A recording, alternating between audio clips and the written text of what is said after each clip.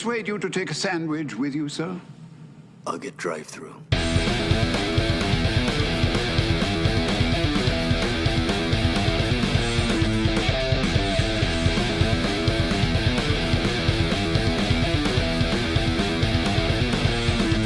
You got red on you. Hello and welcome to episode 2 of the RedOnYou podcast. My name is Brandon and with me is my co-host, the one and only Effin Stefan, ladies and gentlemen.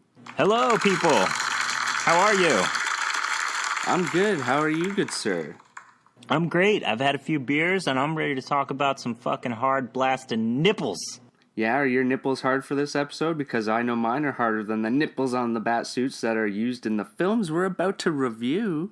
Ooh, hoo, hoo. I see what you did there. Oh yeah, what films are we reviewing today, Effin Stefan? Well, today we're going to review Batman Forever and Batman and Robin, the second two movies of the Tim Burton Schumacher Batman franchise. That's right, and then we're going to talk a little bit about the unreleased Batman Unchained. Oh, yeah. Oh, right.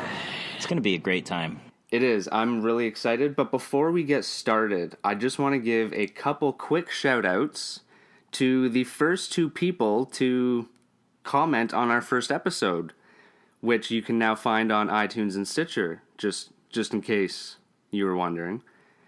But Bobby, who goes by Nerdy Talk on Twitter, said 2 of my favorite movies reviewed by 2 of my favorite podcasters. Bravo, guys. Can't wait for part 2. Woo! Woo! Whoop whoop. Thank you so much, Bobby. That means a lot. That's awesome. And as well, I posted our little title page for episode 2 on Twitter. And Dylan from the DC Bros pod said, "Can't wait, love the first episode. This one will be even better because it's 2 shit shows, laugh out loud." Oh, yeah, and it's going to be a shit show, buddy. And thank you, Dylan from the DC Bros pod. And you have an amazing podcast yourself, sir. Thank you. He does. I really enjoy their podcast. It's quite entertaining. Yes, I don't agree with his opinion, his incorrect opinion of the Wonder Woman movie, but his podcast is great, and he's does a wonderful job expressing himself on his podcast. Yeah, if you love DC and comics and superhero movies and all that nerdy awesomeness, you should definitely check them out. For sure. But I think it is time to get to our first movie. Shall we? Is it that time?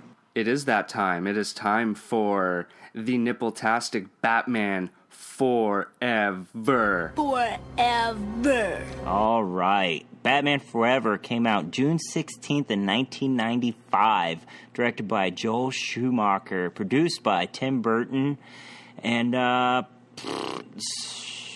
it's starring Val Kilmer as Batman, Tommy Lee Jones as Harvey Dent Two-Face, Jim Carrey as Edward Nygma the Riddler, Nicole Kidman as Dr. Chase Meridian, because who is that? Chris O'Donnell stars as Robin and Dick Grayson. Michael Gough returns as Alfred. And Pat Hingle returns as Jim Gordon. And don't forget, Drew Barrymore as Sugar and Debbie Mazar as Spice. That is correct. Two-Face's bitches. Yep. Which I don't remember him ever being that kind of criminal in the comics. Having, girls on his arms and stuff like that. Yeah, and 2 obviously crazy bitches, Yeah. And he's very, very much like a mobster in this movie. Very much so. He's kind of a mobster, I guess, sort of, in the comic. Yeah. But he's almost Joker-esque in this movie. He's not Two-Face at all.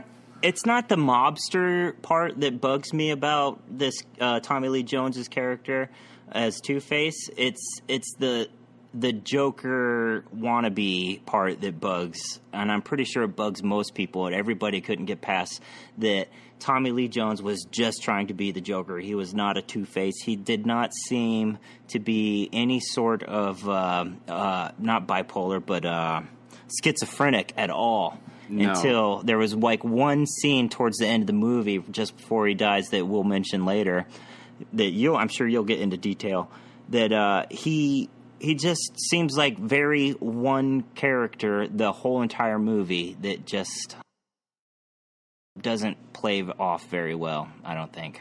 No, and apparently, too, he didn't even want to do the movie at first because he knew nothing about the character, but then it was one of those instances where his kid told him to do it because his kid knew the character because he likes Batman and all that shit.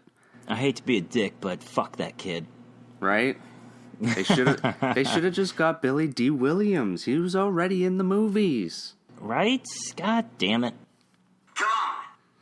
That's why we can't have nice things. Right? And this movie had a budget of $100 million and grossed a total of $336.5 million. So not bad. Wow. Still did pretty good. And it's not a bad movie. Like, in my mind, it has a lot of potential and I still enjoy it, but it has a lot of problems at the same time. Yes, I agree. A lot of problems, but I still watched it, and I still, if I flipping through the channels and I see it's on, I'll leave it there. Exactly. If I watch the first two movies too, I usually watch it as well. Mm-hmm. And apparently, random fact, before we get into the film, apparently H.R. Geiger, who is the man behind the design of the xenomorphs and all that alien creature goodness in the Alien franchise, provided his version of the Batmobile, but it was considered too sinister for the film.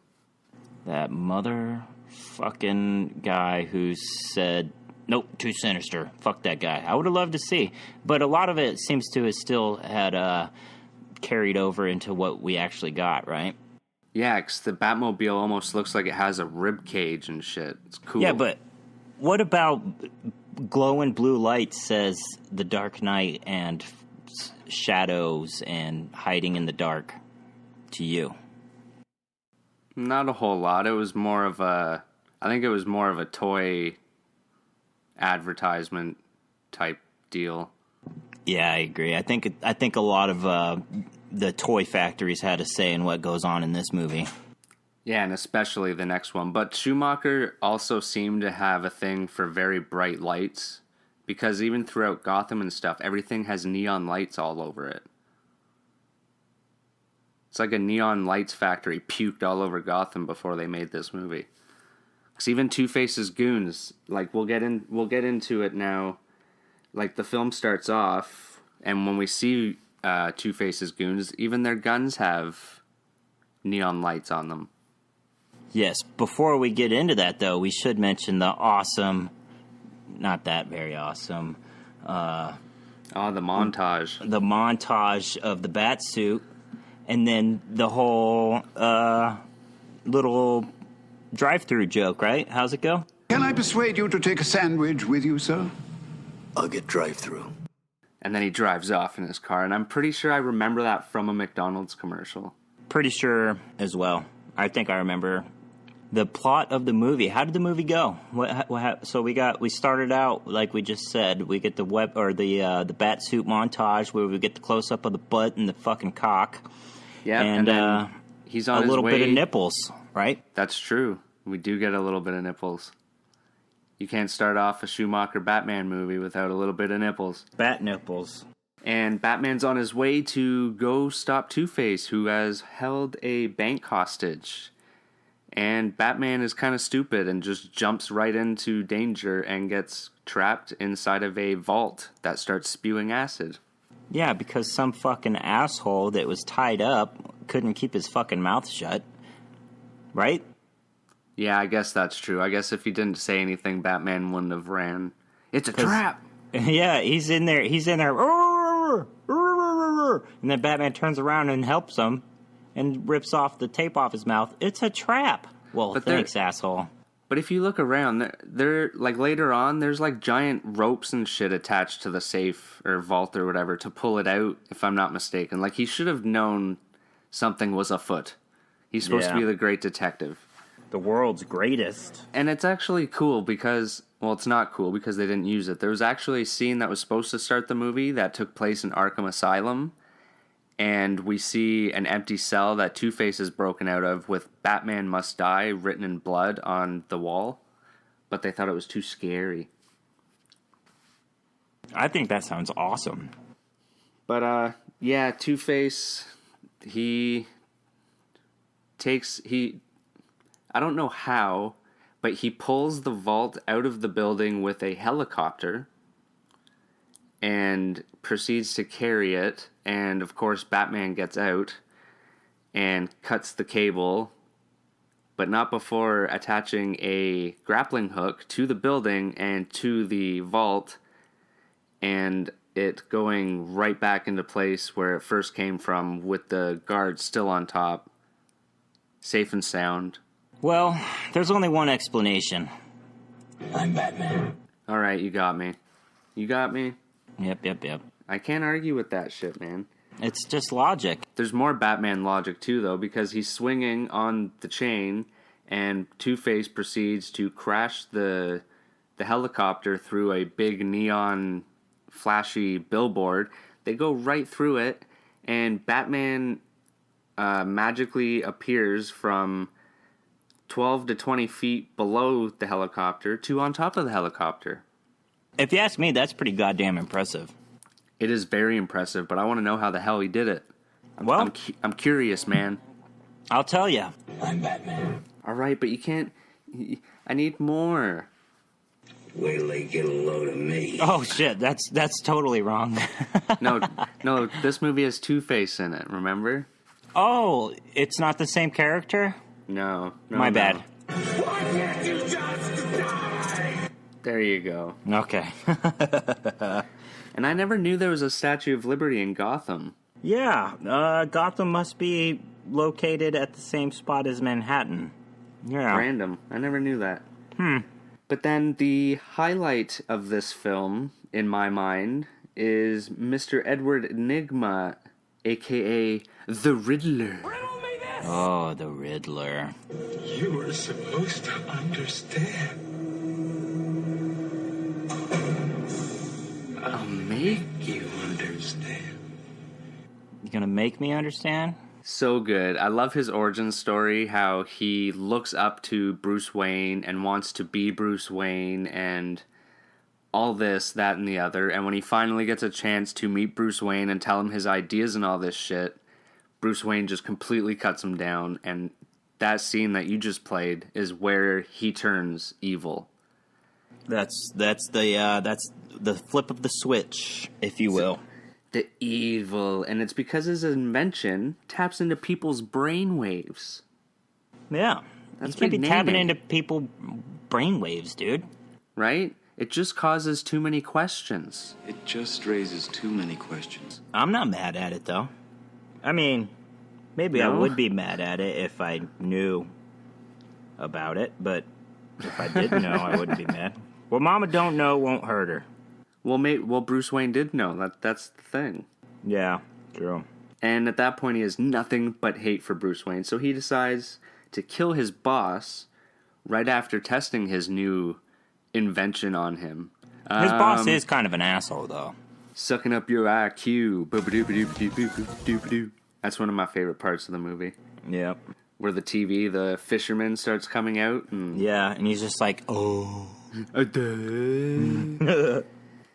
And yeah, he ends up killing his boss. And it's funny, every time I watch it, I'm just like, wouldn't they see what he's doing on the security camera? But then the next scene, that's the first thing they explain to you. Somehow he made it look like his boss committed suicide by running out of the window. He's a pretty good videographer. I don't know, whatever. Those people. Video editor. Something like that. He's very good at masking the truth. Yeah. We'll go with that. But it's funny, I don't see anyone running through a window like that. That's a pretty shitty window if you can just run through it. Right? But I guess he didn't just run through it. That was a fake, but still. True. And then we see Edward Nygma go home and start going over ideas for his new persona. Does he live in a closet? Because this place is really tiny and packed full of shit. Right? It's so, narrow and, so tiny. He has, a desk and then, a couple feet behind him. But then it's really long. And he has that weird Riddler showcase thing that points to the yes or the question mark. No, it points to the no or the question Or, sorry, mark. the no and the question mark, yes. You are correct. I always am. That's why I keep you around. All right. And I love the characters that he's going over, like Captain Kill. Yeah. And then it's funny, he just looks at the machine and he's like, oh, no shit, I should have just done that in the first place. Like, because the first suit he wears is the one that's in the machine. Yep. Should have just... I don't know. That was just such a weird scene for me. I like it. What are your thoughts on Jim Carrey as the Riddler? I thought Jim Carrey was great as Riddler. A lot of people think that he, as well as Tommy Lee Jones, was too much like the Joker. But there are versions of the Riddler where he's a bit like nutty, but they still kept him like super smart, like a genius, you know. So I thought it was pretty good. That's what I think, because in the comics, especially I think like during the 60s and 70s, Riddler was very bendy and elasticy and all over the place and kind of kooky, but he was a mastermind at the same time. And very smart. He's always portrayed as being very smart, but his biggest problem is every time he commits a crime, he has to let everyone know that he was there, and so he leaves a riddle. Gotta leave your mark. Just like the wet bandits. Well, at least he's not like peeing everywhere and leaving his mark that way. Oh, yeah. That would not be cool. Jim Carrey does it really well. He reminds me a lot of the 60s Adam West Batman Riddler as well. Mm-hmm.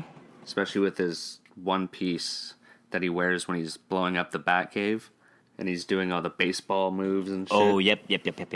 So good. And we see Batman receiving a lot of riddles at this point. Even before he becomes the Riddler, he starts leaving Bruce Wayne riddles, actually. Yeah.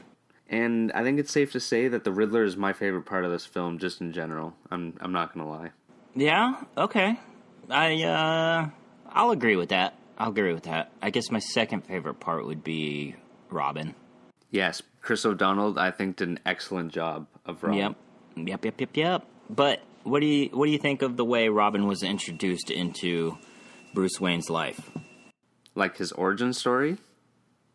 I guess not necessarily his origin story, because let's go over his origin story real quick. He's a Flying Grayson. His whole family are part of the Flying Graysons. The circus is in town. They're acrobats, right? And Two-Face comes in, and he fucking takes control of the circus, ends up bringing a big-ass fucking bomb, a big circular fucking bomb, just like you'd see on a cartoon or something, and sets it all up. The Flying Graysons all decide, while Two-Face is doing his little charade, that they're going to try and save everybody. Well, they do. Dick Grayson gets the bomb up and out of the thing, but all of his family, the rest of the Flying Graysons, all fall to their death due to Tommy Lee Jones, or Harvey Dent / Two-Face being a fucking asshole. And then, just like that, 25-year-old Dick Grayson becomes an orphan. And Bruce Wayne decides to adopt him. Yeah, he just shows up out of nowhere at Bruce Wayne's house because Jim Gordon says so. And they say, hey, Batman, or Bruce Wayne, you going to take care of this grown-ass man who's completely capable of taking care of his own damn self? Well, I think he's meant to be a lot younger than he looks. Because that's what they did back then. They would get a 30-year-old to play a 17-year-old. Yeah, I don't agree with it. It's bullshit. And it's funny, I didn't think it ever bothered me either until I saw the new Spider-Man. Because everyone's big deal was like, oh, it's going to be so great just because he's younger and all that shit. And that never fazed me until I saw the movie, and I was just like, holy shit, that does make a big difference. It does. It really does.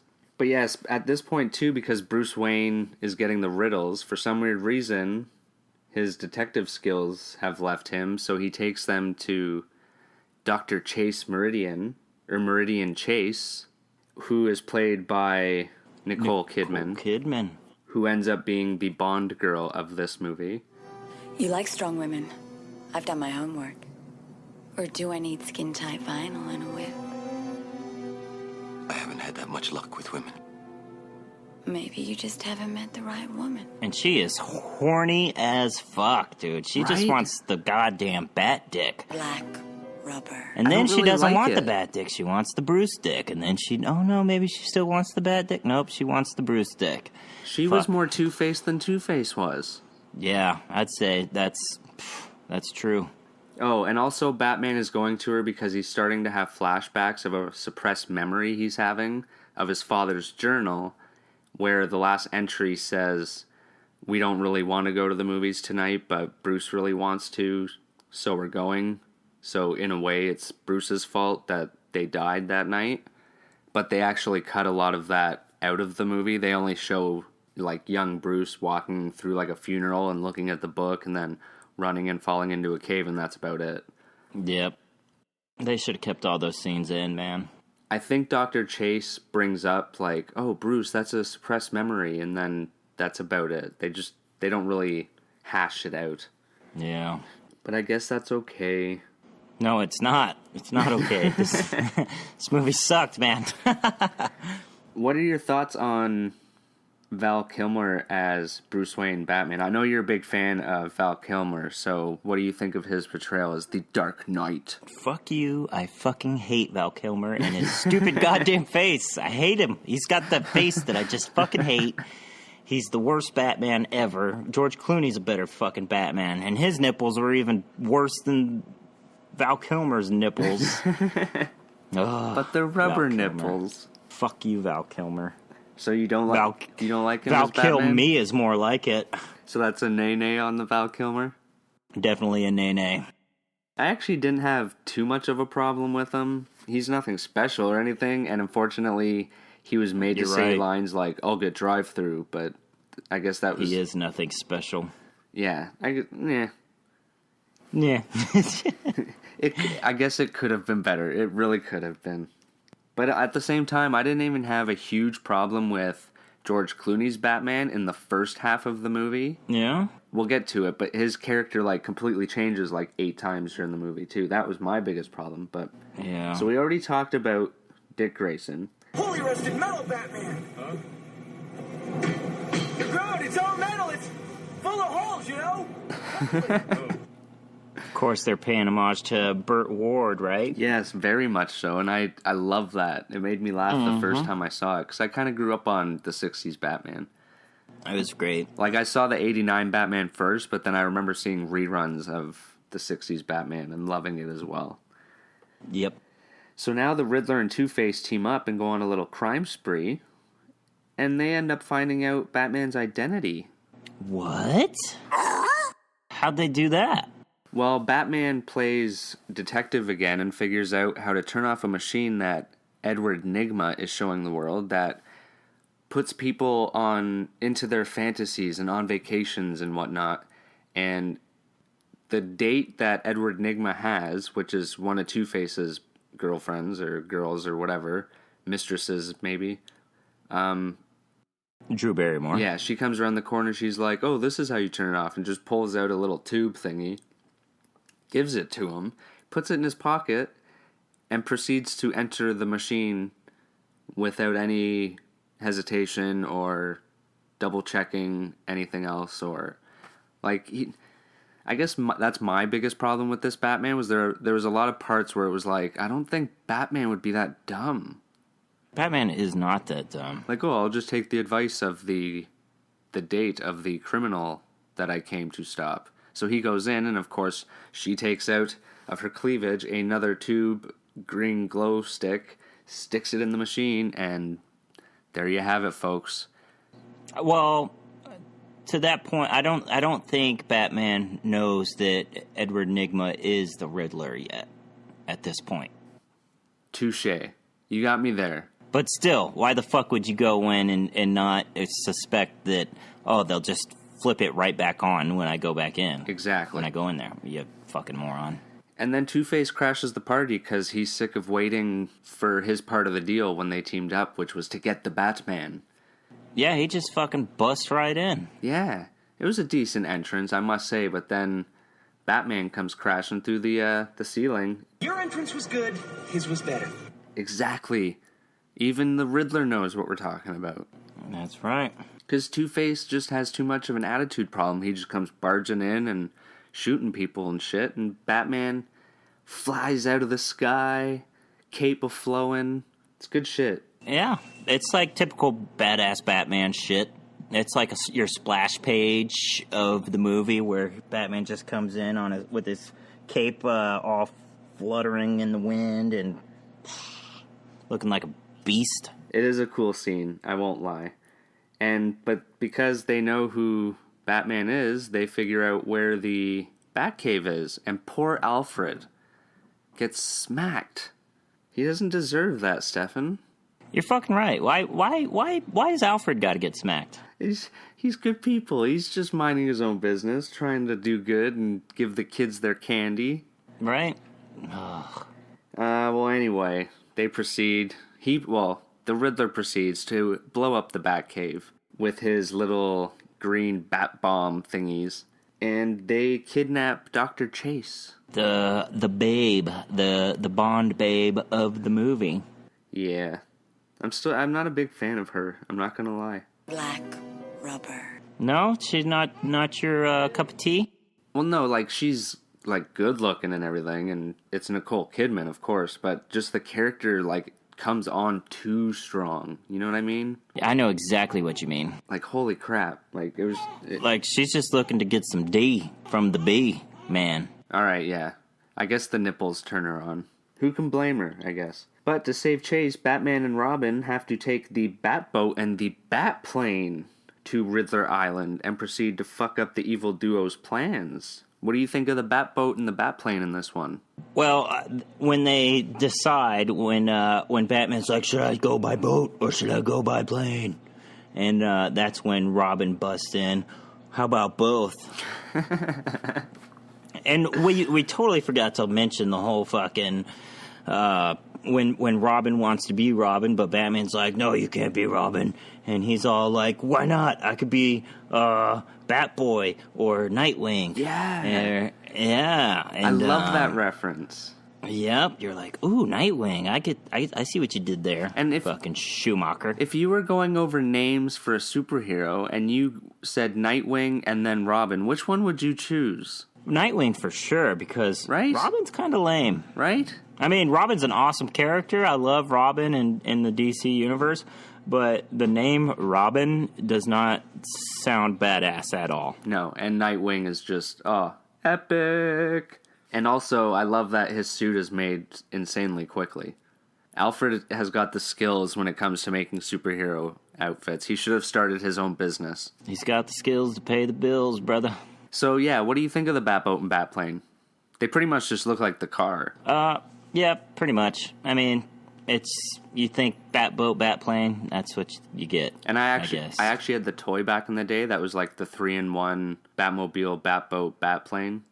That was pretty cool. That sounds like an awesome toy. It was fucking awesome. There were a lot of good Batman toys back then, but that was only because that's basically what these movies were made for. What did you think of the...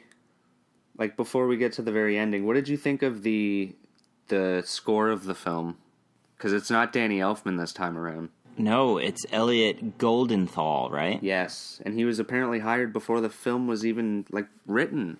I thought it was garbage. Yeah, like, I don't get it. Like, it doesn't get you pumped like the first one, you know what I mean? Like, the first one just, like, gets you going. Like, dun dun dun dun dun dun dun dun dun dun dun dun. And then this one just this makes one's my like, man, dick soft. Bum, bum, bum, bum, bum, bum, bum, bum. Like, no. You gotta get me going. It's a Batman film. Yeah. Gotta get me pumped. And you know what sucks? This whole movie? Well, not the whole movie, but in the original trailer for this movie and Batman and Robin, they play the music from the 89 Batman. So they tease. Did they? Yeah, they fucking tease us. You son of a bitches. But it's okay, Cassile came in. Oh, yeah. He gave a little kiss from a rose for us. Oh, did you know When it snows, your eyes become large, and the light that you shine can be seen, baby. Thank you, ladies and gentlemen. Thank you. That was very well done. Thank you for that. Been kissed by a rose on the grave. That song was so big when this movie came out. Dude, that song is still pretty awesome. That's probably the best thing about this movie is that song came out. Have you seen, there's, do you get, like, Shark Week on the Discovery Channel? No, I don't have Discovery Channel. Well, there was a, an advertisement for it, and it's Seal on the beach, on a stage, singing that song, and then a shark just comes up and, like, grabs him and pulls him under. That is awesome. It is. I wish I did see that commercial. You can probably look it up on YouTube. Just put in, like, look it up. Shark Week, Kiss from a Rose or something. It's good shit. Anyone who's listening, if you want to laugh and you got, like, 30 seconds, do it up. Do it up. But yes, they get to the island, and they get split up because the island grows and starts moving. And they end up, Two-Face and Riddler end up kidnapping fucking Dick Grayson, Robin. I had my holy... There we go. Holy rusted metal, Batman! Huh? You're growing, it's all metal, it's full of holes, you know? Holy! Oh. That's when that scene happens, right? Yeah, and then Robin, like, jumps forward a step, and then all of a sudden the ground moves, and they get split up, and that's a fucking long way up, too. That's a tall island. Yeah, it's a pretty tall island. And it's funny because Robin has a little fight with Two-Face. Two-Face goes over the edge and almost falls, and Robin would have had his chance for revenge, but he saves him, and because he saves him, Two-Face kidnaps him. What's he say? Two-Face says, I'll see you in hell. And then Robin's like thinking about it, and he's like, I'd rather see you in prison. Yeah. Fucking loser. And then, so Batman now has to decide between the two of them, because they're going to be dropped to their watery graves. Yes. But he's Batman. He saves them both, obviously. Hold on. Batman's got a riddle, and it's not a very good riddle. No, it's not the greatest. I'm not going to lie. It's something about being blind or you hear, but you can't see, but you can know what's around you or some shit like that. Yeah. And he says, what am I? And the Riddler says, you're as blind as a bat. And, exactly. And then he grabs this batarang and throws it at him. And then he goes and saves the bitch and the boy. He puts on some random, like, goggles, though, for, like, special vision. And I have no idea what the fuck those are for. Visual effect, maybe. Well, I guess, because he throws the fucking batarang straight. Doesn't do any special maneuvering or anything, so... Yeah, I have no idea, man. But then he dives after little Robin and slutty Dr. Chase, does his little Batman grappling hook trickery, and saves them both. Yep, like a badass. Two-Face is still left, though. Yeah. And even though Robin didn't kill him earlier, Batman proceeds to kill him. Yep. And this is the part when we actually see him kind of come out as Harvey Dent. Yeah. Because he's about to shoot them, and Batman reminds him, what about your coin? Yeah, what about your coin? Don't you leave it up to your fucking coin, Two-Face? And then you hear Harvey Dent, oh yes, Bruce. Bruce, you've always been a good friend. I'm so glad you brought that up. Thank you for the reminder. I'll flip my coin and then kill you. It's not very nice. It's not very nice. It's very rude, and I don't know how he was brought up, but he's not going to make very many friends. Because he dies. Yeah, that's not a cool way to make friends. You gotta stay alive to get those. Yeah, Batman proceeds to throw a shit ton of other coins at Two-Face, who of course is going to reach for them. I don't care what you say. Batman knew the outcome of this. Two-Face died. Batman killed him. I don't know. I think he just didn't plan on him being that much of a fucking idiot. He's Batman, though. Yeah, but Two-Face is he's a district attorney. He's supposed to be smart enough to know that if you fall, you're gonna die. To not try to jump after a coin over. He's just stupid. It's stupid. It's ridiculous. And Val Kilmer has a stupid fucking face. Hey, his face has nothing to do with the fact that Two-Face is dumb enough to jump over the edge for a coin. I think it has all the fact to do with it. All right, we'll agree to disagree that I'm right. I was on mute because I was opening a beer. You're wrong. That's fine. You can open a beer over the mic. I know. I was trying to be generous. Is it a good beer? Is it refreshing? It's Keystone Light, brother. It's very refreshing and cheap. Nice. I got my $1 1 liter of chocolate milk. Oh, nice. That's even cheaper and doesn't get you as drunk. Unless you wait a long time to drink it. Ooh, that's nasty. Then you're going to be chewing it. Nonetheless, shall we get to our overall thoughts and ratings? Overall thoughts and ratings. Let's do it. All right. Shall I go first? You shall. Okay, my overall thought was, what the fuck happened? We had 2 awesome movies. We had Batman Returns. They were amazing. They were dark. They were a little bit sadistic. The characters were all, like, just cool. They were cool, man.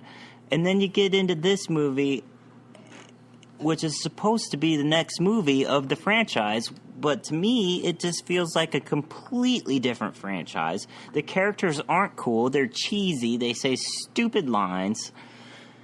Overall thought, it's still a Batman movie. I still love it. I'm going to give it a 7 out of 10. 7 out of 10. All right. Yep. That's a good score. That's a good score.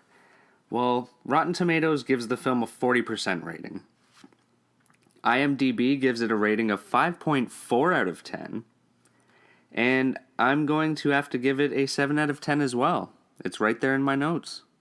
All right. That's what I'm talking about. And I'm not going to lie, a lot of it has to do with nostalgia on this one, because I did see it in theaters.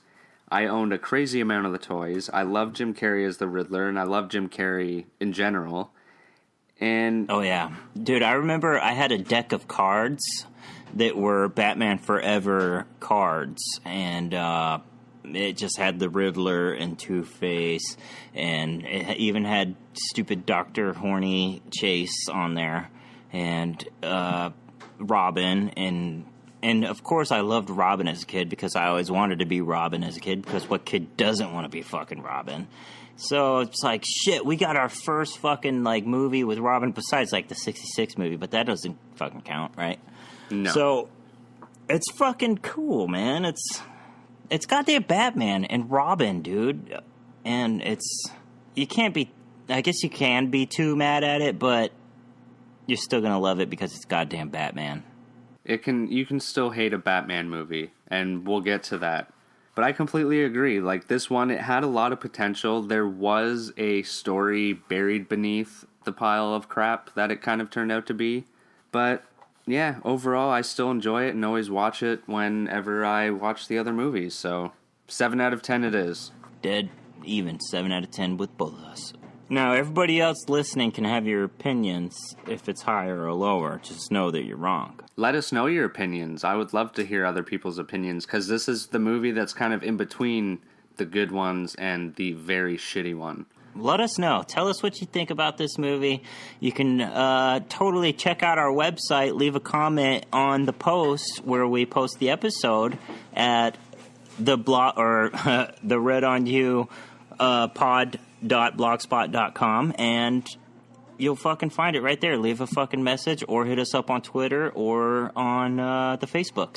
I couldn't have said it better myself, F and Stefan. You probably could have said it better because I said a lot of uhs in that sentence. I say a lot of uhs and but likes and but-ums.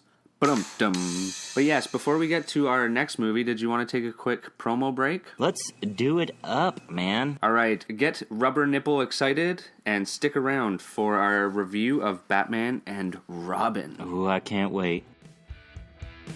Rising from the depths of a state called Michigan, 2 inebriated dorks prepare their plan for intergalactic domination. Mixing their extensive knowledge of geek culture with their insatiable thirst for alcohol, these 2 man-children bring you a show like you've never heard before. They will tell you tales from faraway lands, and have you questioning their taste in beer. But make no mistake, friend, for the best coverage of your favorite comics, films, and TV shows, there's no better source for you to get your fix. So listen up, strap in, and prepare yourself as Jake and Tom conquer the world.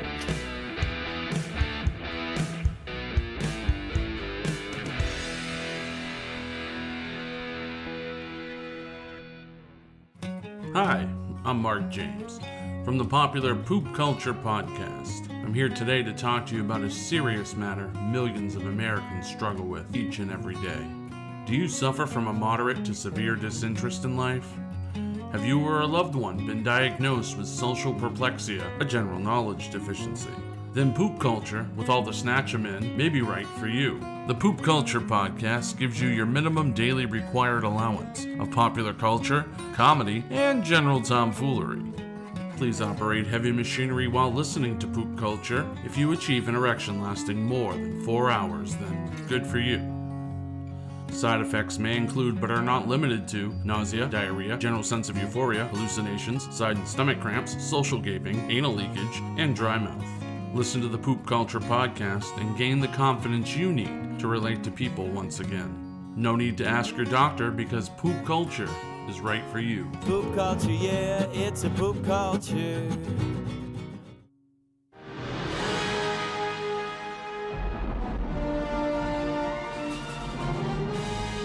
My name is Freeze. Learn it well, for it's the chilling sound of your doom. This is the way the world could end. Please, show some mercy. With ice. With a kiss. With venom. I probably should have mentioned this. I'm poison. Poison ivy. And the only man who can stop them. Hi, Freeze. I'm Batman. Can't do it alone. Batman will watch his beloved Gotham perish. Bundle up, boys. There's a storm coming. Kill the heroes! It's the hockey team from hell. Cool party. Arnold Schwarzenegger. All right, everyone, chill. George Clooney. Julie, I'm of the marrying kind. I know you've had your wild nights. Good night. Wild doesn't quite cover it. Chris O'Donnell. I want a car. Chicks dig the car. This is why Superman works alone. Uma Thurman. So many people to kill. So little time. Alicia Silverstone. And you are? Batgirl. That's not awfully PC. What about Bat Person? Found the Batcave. She knows who we are. Guess we'll just have to kill her. Yep. In a Joel Schumacher film. Strength and courage. Partners? Honor Partners. and loyalty. Partners. It all comes together. We're going to need a bigger cave. Batman and Robin.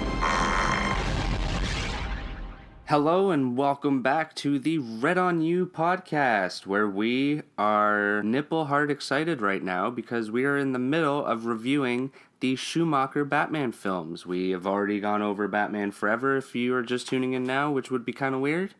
And we are just about to go over what, effing Stefan? We're about to go over Batman and Robin, and let me tell you, Brandon, this is about the only time where my nipples are harder than my fucking cock when we talk about this movie, buddy. Oh, really? That's pretty excited. That's goddamn excited. So, can I ask you a question? Yeah. Are you ready to, Some ice. I don't know, man. All right, everyone, chill. Oh, I'm chill, man. I'm chill. You chill? I'm chill. Are you sure? It's a little warm here, but I'm chill. Because guess what? What? The Iceman cometh. Oh, shit. I'm a little scared now. You should be. Not really, though. Because this Mr. Freeze was kind of the sparkly Twilight before Twilight ever came to be. Yeah, this guy had some fucking shiny-ass skin, didn't he? Yeah, it was really sparkly. And halfway through the movie, his mouth started to glow for some reason. Yeah, anyways. He should get that checked. So... He should. Fuck. After the success of Batman Forever, Warner Brothers fast-tracked development for Batman and Robin. Oh, yeah. Oh, yeah. And it was actually, like, during the making of Batman Forever. Like, there was no time in between these movies. There's only 2-year difference between release dates. June 20th, 1997 is the release date of Batman and Robin, to where I just mentioned earlier at the first half of the episode, Batman Forever was released in 1995 of June 16th. So just think about when they would have had to start filming the movie. So all the actors were just getting off all the hype from Batman Forever, and they were just thrown into the next movie. And it was so fast that Val Kilmer decided not to reprise the role of Batman over scheduling conflicts with the Saint. He was already filming his next movie. Another shitty movie because fuck Val Kilmer. I don't really remember The Saint. I remember watching it a long time ago, but I don't remember it. I'm sure it sucks. I've never seen it, but it's got Val Kilmer, so it's got to be awful. Well, it's okay. He's not in this movie. And Joel Schumacher had a strong interest in casting William Baldwin in his place before George Clooney was cast in the role. William Baldwin. You believe that shit? Do you believe that shit? No, who's William Baldwin? Remind me. Is he like the brother of Alec or the father or the step-cousin or something? I'm sure he's one of the Baldwin brothers. If you look him up, he might even be the one in Biodome. Oh, okay. Don't quote me on that. I just know that is one of the Baldwins. The only Baldwin I really remember and can picture whenever I think of him is Alec Baldwin. Yes, I do love. I love me some Alec Baldwin, and lately, Alec Baldwin's little on Saturday Night Live, his Donald Trump character that he does is fucking dead on. Oh, really? I gotta check that out. It's funny as fuck. Well, this film stars Arnold Schwarzenegger as Dr. Victor Freeze, a.k.a. Mr. Freeze, George Clooney... Now... What? Hold on, let me ask a question here. Shoot. If you are a doctor... Yes. And you're Dr. Victor Fries, I thought it was Fries, but why would you make your evil name Mr. Freeze? You fucking got a doctorate's degree. If you're going to be a villain, you earn the right to be Dr. Freeze, right? You went through the schooling to become a doctor. Just because you're an evil villain doesn't take away that doctorate's degree. You son of a bitch. I never... No, fuck you, Arnold. I never even would have thought of that. That's so true. Why doesn't he go by Dr. Freeze? Because he's an idiot. Well, even in the comics, too. Because he's smart in the comics. Mm-hmm. So we also have Chris O'Donnell returning as Robin, Alicia Silverstone as Barbara Wilson, a.k.a. Batgirl, Michael Goff as Alfred Pennyworth, once again, Pat Hingle as... Pennywise. Sorry, I got it on the brain with the new trailer that just came out recently. Oh, I have punk music on the brain. That's true, because we just finished our little punk rock show. That's right. We also have Pat Hingle returning as Commissioner James Gordon, and Robert Jeep Swenson as Bane, and also Uma Thurman as the one and only Poison Ivy, who is pretty much just a walking STD in this movie. She just goes around trying to kiss everyone. She looks like a fucking walking STD. I hate Uma Thurman almost as much as I hate Alec Baldwin. I'm sorry, Alec Baldwin. I love Alec Baldwin as much as I hate Val Kilmer. Oh, I like Uma Thurman. I'm quite the fan. She's so kick-ass in the Kill Bill movies. She's so goddamn ugly. You crazy, man. You're crazy. She's so ugly. The best she's ever looked was in Pulp Fiction. Man, you've been drinking too many martinis. Too many martini, or wait, many martinis. What was that, Bedazzled? I don't know, but you're drinking too much pickled vodka, man. No, this is olive vodka, you fuck. Aren't olives pickled? I don't fucking know. I don't know either. Should we get to the film? It's vodka. All right, well, yes, this film... the film. Let's do it. It had a budget of $125 million this time around, a little bit higher than the last one, and it made $238.2 million worldwide, making it the lowest grossing live-action Batman movie to date. It was a critical failure and is considered to be one of the worst films of all times. To that, I say, fuck you, it's a Batman movie, it's not that bad. It is that bad, because... No, fuck off. This time around, the toy companies actually had a say in the movie before the movie even started production. Yeah. They designed most of the shit in the movie. Like, including the Batmobile. I hate the Batmobile. Yeah, it's got a fucking... There's like a disco going on in the fucking Batmobile. And Batman sits, like, directly in the middle. It's horrible. It's horrible. And this movie starts very much, actually, exactly like the last movie. We get another montage, but this time of 2 nippled superhero suits. Black rubber. A motherfucking montage! And a close-up of the ass and the cock. It's true. Both asses and both cocks. And of course, the one-liners begin once again with Robin saying, I want a car. Chicks dig the car. And Batman does a little Easter egg. This is why Superman works alone. Yep. Right? Yep. And that's when you get the first little George Clooney voice where you're like, oh, that's totally George Clooney. That's true. And you know, George Clooney could never really be Batman because he's got that voice. And you know who else can never be Batman? You? No, not me, because I am Batman. Matthew McConaughey. Yeah, no, I can't see him as Batman. He would be like, all right. That'd be horrible. That'd be the worst Batman ever. Just like his dialogue would just be like that Jeep commercial, just really long all the time. Just like, I got a Jeep. I'm gonna drive it. Yeah, I'm the Batman. All right. I'll put you in Arkham City. So that would be a big no-no to cast him as Batman. Take you down to Belle Rev. So you would rather George Clooney over him then? Over George Clooney over Matthew McConaughey? Yes. Well, George Clooney's got that going for him, at least. I would take Matthew McConaughey over Val Kilmer, though. I might agree with you, but not really. So they are on their way to a mission once again. Robin has to take his little motorcycle, but I don't know why that's a big problem, because he was a huge motorcycle fan in the Batman Forever. Right? And chicks, I think, dig motorcycles more than cars. You'd think so. And this is where we get our introduction of Mr. Freeze. The cheese of the film just comes on full force when we get our first look at Arnold. Yeah. All right, everyone. Chill. Right? And that's just one of many. One of many. The Iceman cometh. And I think that is towards the beginning of the film. Yep. I'm going to cometh in his blue teeth. What do you think of his stupid goons? Dude, his goons are, you said it, stupid. Right? Fucking stupid. I actually have an action figure of one of his goons because I was at a flea market one time, and this guy was holding on to them, and he had them for so long that I was looking at one, and he was just like, "Did you want that?" I was like, "Not really." It's like, "You can have it." It's like, I guess. I guess. Are you sure? Are you sure it wasn't an Mr. Freeze goon toy and not just a random Eskimo toy? It might actually. I may have had a brain fart there. I might have to dig it out and check again. But Batman and Robin interrupt Mr. Freeze. He is robbing a museum because there's all those dinosaurs, and he's stealing diamonds. Yeah, you know what killed the dinosaurs? The Ice Age! Incorrect, you fuck. It was a meteor shower, I'm sure, or something. Not a scientist, I'm just saying you're wrong, Dr. Freeze. And yeah, he's supposed to be a doctor? Like, come on. You moron.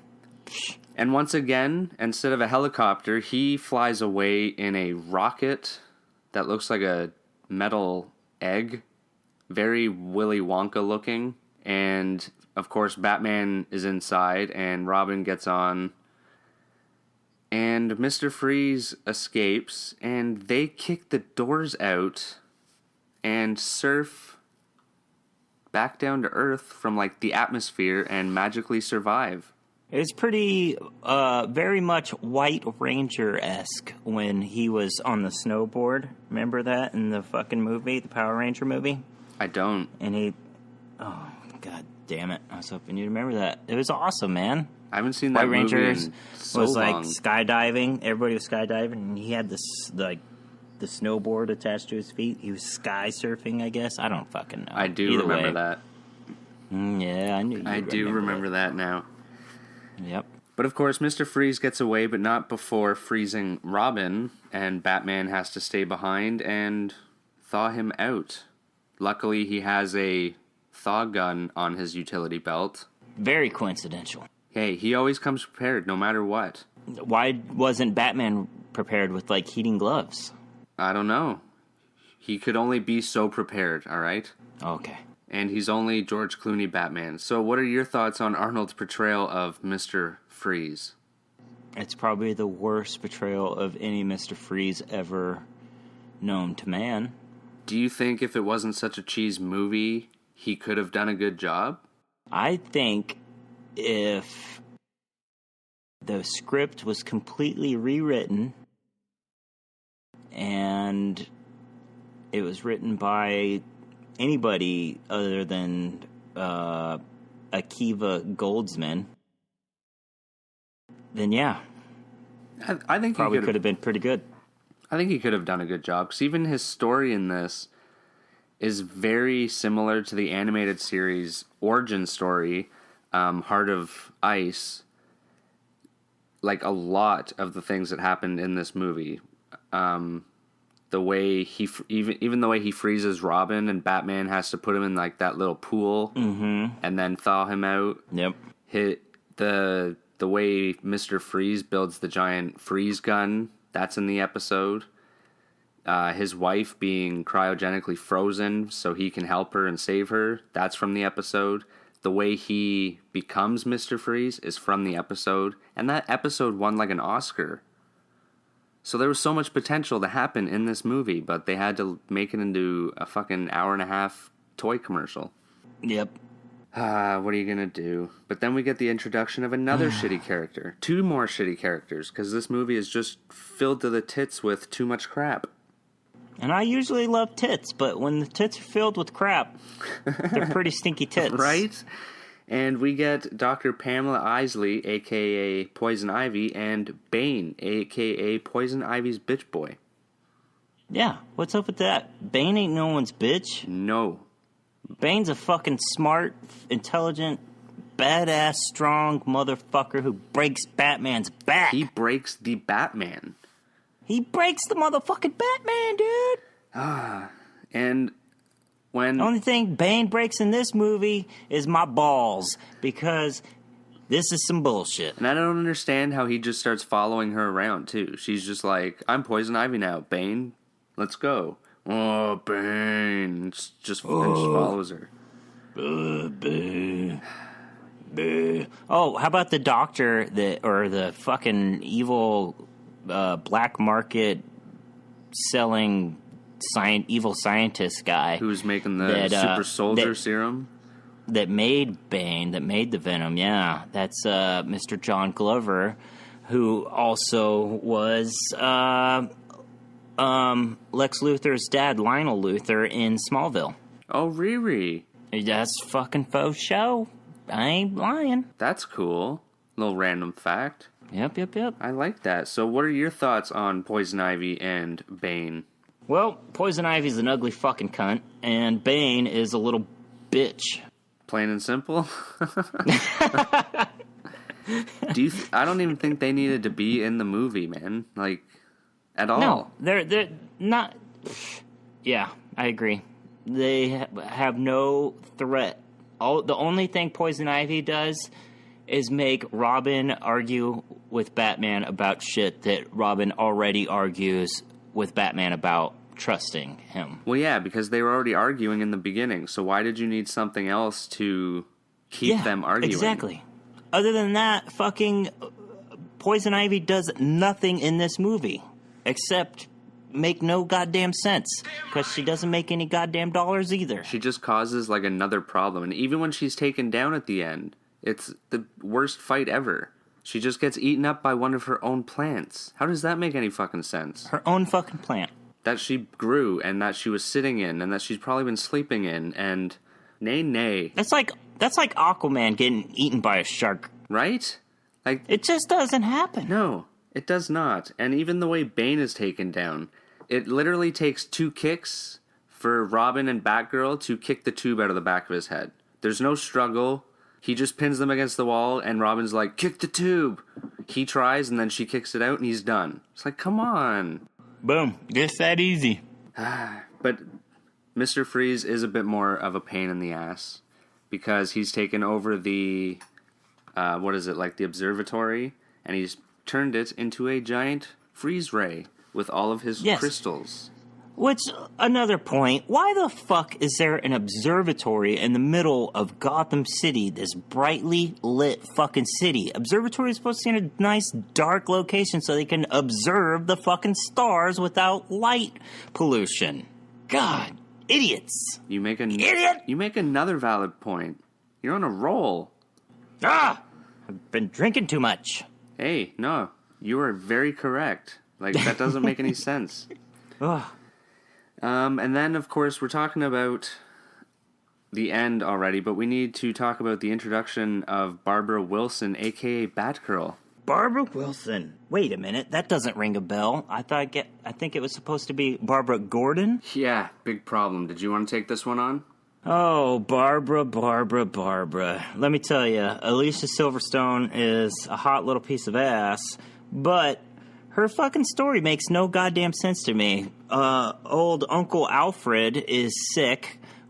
He has McGregor's disease, which is weird because that's exactly what Arnold Schwarzenegger's wife in this movie has. I guess Mrs. Freeze has McGregor's disease, and that's the whole motivation for Dr. Freeze in this movie. But this movie was produced by Peter McGregor. Did you know that? I did not. Look at you. I wonder. Yeah, look at that. Anyways, so Barbara's trying to make some money, so she's doing some fucking illegal street racings and shit on motorcycles. Time out. And exactly like Dick Grayson in the last movie. Kind of lazy writing there. Yeah, dude. Like, let's fucking come up with something new. Or not even new. Let's just follow, like, an actual story from the real Batgirl that has already been written, at least, you know? And Alicia Silverstone didn't make a bad Batgirl either. It was just the story that was stupid. No, yeah, she looked good, except for when she had that stupid cowl on. Yeah, that didn't look right. And also, when she's introduced as Batgirl... Okay, number one, she's introduced as Barbara. They ask her to move in, and Alfred's like, no, I don't want her to move in. Like, bad shit happens. But then she finds the Batcave, and a video comes on, and he's like, I've got a suit for you. Go out and fight danger and jump off roofs. And I was totally against this an hour ago, but since we need movie plot fucking issues, hey, check it out. I got this all set up for you. Intruder alert. Let's bring up the Batcave. And I had a feeling you were coming by, so I made you a suit already. And then she goes out and she actually saves Batman and Robin from Poison Ivy at one point. I got a question. Yes. You think Alfred's got a suit ready for me and you? Damn well better. Goddamn better. They're going to be the RedOnYou fucking suits. Now, if you had a suit, would you have like a cape and a cowl? You're goddamn right I would. What kind of cowl, though? You can't copy Batman. No. Good question. Like, how many superheroes actually have a full cowl like that? I would think I would have a cowl more like Captain America. Oh, touche. So you would have like a cowl with an earpiece or earpieces. Yeah, or Flash, like Barry Allen Flash. Yeah, that's earpieces too. Oh, you know what? No. I would have a cowl more like Wally West, because he can still do his hair and make his hair look cool. I would have like that and have a mohawk. Ooh. Or a cowl where it's just where your mohawk can pop through. That would be cool. That would be kind of cool. I think I would go for the Nightwing type mask. Over the eyes, that's it? Yeah. And then... Yeah, I think most bitches would pick that. Oh, really? Them's fighting words. We might have to have a superhero standoff. Oh, my superhero will whoop your superhero all Son day. of a bitch. Yeah, so this is the part I hate most about this movie, getting back into it. So Batgirl saves them from Poison Ivy. George Clooney is fine with her joining. He's like, all right, welcome to the team. Let's go kick some bad guy ass. He says, there's the little joke, and I want to mention this because my daughter keeps saying it, and it cracks me up that she loves this part. He says, when Batgirl and Batman and Robin all meet up, and they're all like, oh no, she knows who we are. And then Batman says, I guess we'll have to kill her. And then he says, yep, we'll kill her later. For right now, we got business, or some shit like that. My daughter thought that was hilarious, so that made me think it was hilarious, because whenever she laughs, I laugh. And for anybody who has a daughter out there, y'all know what I'm talking about. Well, at least it got you through the movie a little easier. It did. It did a little bit. But then we get the dumbest scene, and they come up over the horizon, and they have completely new suits. Yeah, out of nowhere. They were supposed to be in a goddamn hurry, but no, they all have time to go change, get these brand new fucking stupid looking silver suits. I mean, Robin's suit looked badass with the red fucking Nightwing look and shit. But yeah, it was the Nightwing suit. Yeah, dude. And then they fucking changed it to silver, like where they got all this silver and black shit. It's like, come on, man. That shit's gonna glow in the fucking shadows and shit, dude. Right. You can't be Batman with shiny ass silver all over your fucking body, you fuck. Dark Knight. Knight. Not shiny knight. And so, not the knight in shiny armor. So I'm thinking like Alfred was in the cave and he's like making the Batgirl suit and he's like, I'm already making one. I might as well make one more for the other guys. And he makes them, and he looks at the Batgirl suit, and he's like, well, her suit doesn't match these new ones. So he goes on, and he makes her another suit. Like, Alfred seems to have a lot of time on his hands. Fucking Alfred. You know, it's pretty impressive for having goddamn McGregor's disease. That, too. Like, this movie is so nay. Moving on. They stop Mr. Freeze. Plain and simple. They realign satellites to turn it into a heat ray. And I don't know if this was on purpose, but near the end of the film, when Mr. Freeze knows that he's been beat, there's like a Predator Easter egg.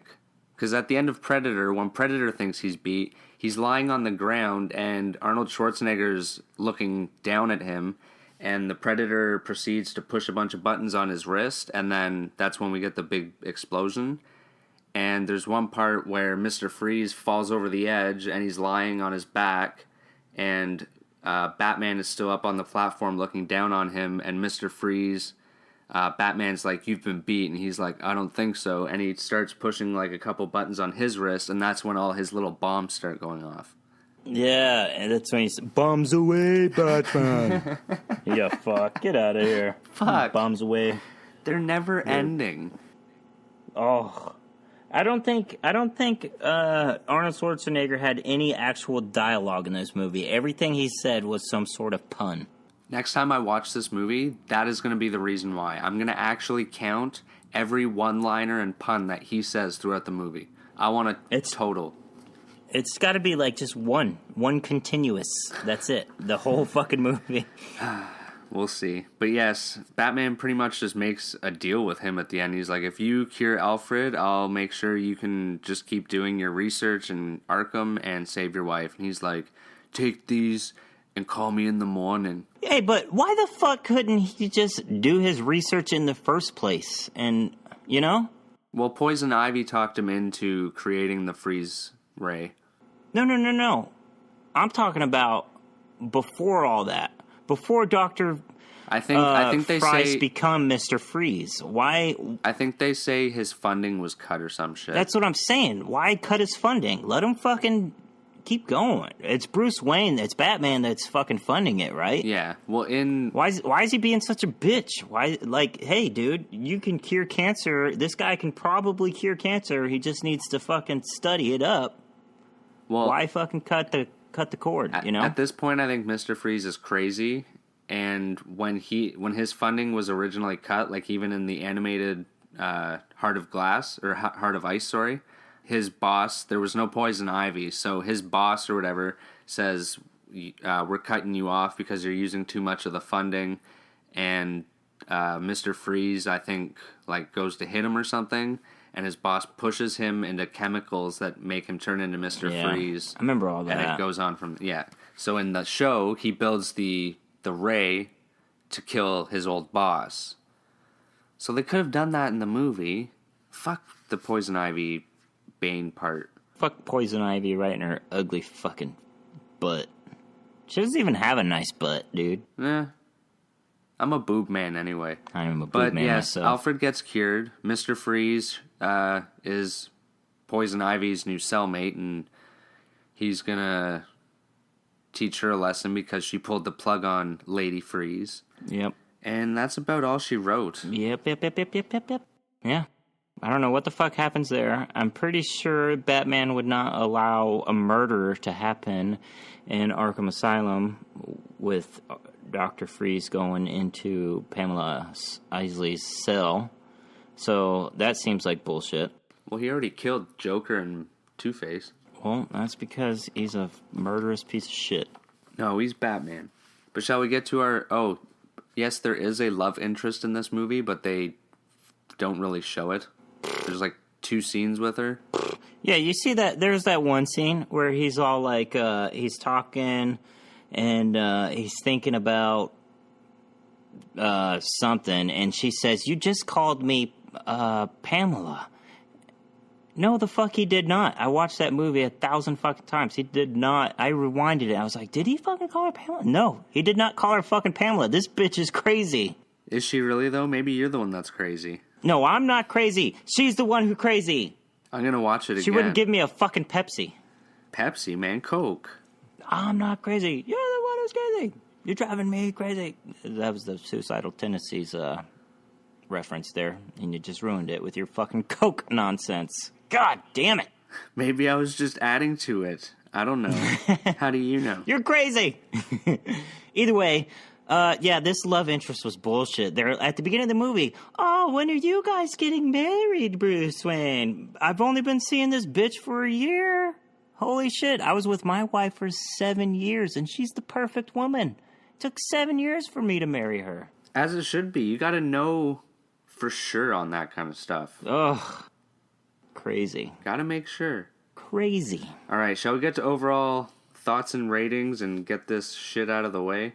Yeah, let's do it. Overall thoughts. Uma Thurman is fucking disgusting and the worst Poison Ivy ever. I would much rather see someone like Emma Stone or, Emma Stone I think would make a pretty hot Poison Ivy. And Arnold Schwarzenegger as Dr. Freeze was okay. It could have been better. The lines were cheesy as fuck. Barbara Wilson, whole thing, and okay, add it all together. George Clooney, he's an actual a plus because fucking George Clooney. Have you seen Oh Brother, Where Art Thou? Oh, so good. And then, so good, right? Bat nipples, dude. Fucking super hard bat nipples. I give this movie a solid 5.5 out of 10. Why are you being so nice? Because it's a goddamn Batman movie, dude. How do you not? Because it's shit. Batman and Robin, you're shit. This movie is Batman. All right. And I'll watch it even if it's on... All right, F and Stefan, you want me to tell you the right answer here? What's the right answer? All right. All the characters were crap.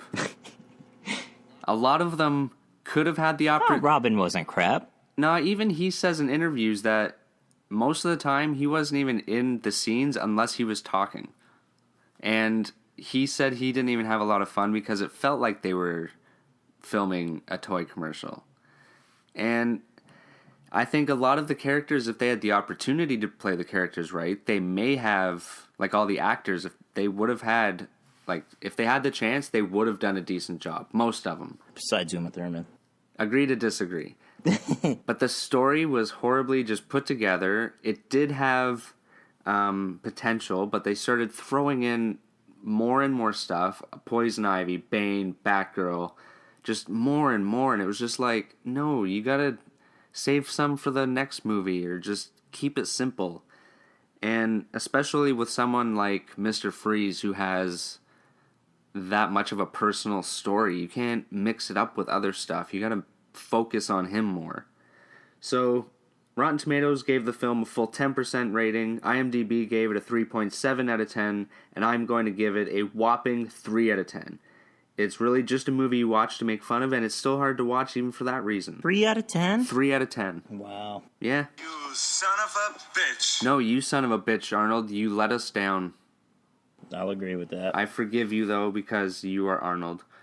But shall we get to the unreleased movie, the 5th installment of this franchise? Yeah. Well, what do you think? Before we get into this unreleased movie, shall we put these 4 that actually came out in order of our favorite? Yes. That's what we do here on the Red on You. We do, and podcast. I really don't have to do anything because they're already in the order that they are. Yeah, exactly. Best one, Batman and Robin. And they just keep Second getting worse. best one. Oh. No, yeah, I agree completely, 100%. The chronological order is the order of best to worst. So we get Batman, 1989, Michael Keaton, fucking beautiful, sexy, handsome Batman. And then we get Batman and Robin with Batman Returns for the number 2 spot with Selena Kyle, Michelle Pfeiffer, hot looking ass with her vacuum sealed little latex. And then number 3 was Batman Forever. Jim Carrey with his hot little vacuum sealed latex. Oh yeah, leotard, whatever you want to call it. Looking fine, Mr. Carey. And then Batman and Robin with nipples of steel. The movie that makes you want to go outside and just watch a dog take a shit. Yes, and actually the Twitterverse completely agrees with us, F and Stefan, because I posted a poll asking, what is your favorite Burton Schumacher Batman film? 57% said Batman 89, 28% said Batman Returns, 10% said Batman Forever, and 5% said Batman and Robin. Yeah, but I think that 5% is a little bit biased because you had made a comment that said, oh, I think it's funny that nobody picked Batman and Robin. So immediately when I saw that, I picked Batman and Robin because I had not voted yet. Oh, fuck you then. Yep, and I think someone else did as well because it was only at 3% when I did that. So someone else must have also fucking... Hey, maybe there are some fans out there. You never know. No, only trolls, bro. I'm sure some blind people have put the movie on, and... Dude, even a blind guy can't love this movie. It's the dialogue that makes this movie shit.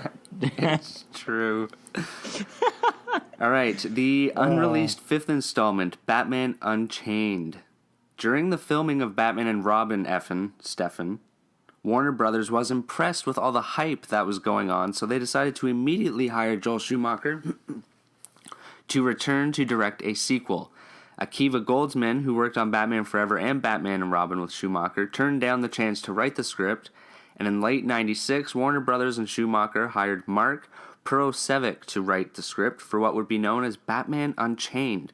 A projected mid-1999 release date was even announced, and the film would have taken the franchise back to its original dark, gritty, wicked awesomeness, with the Scarecrow as the main villain.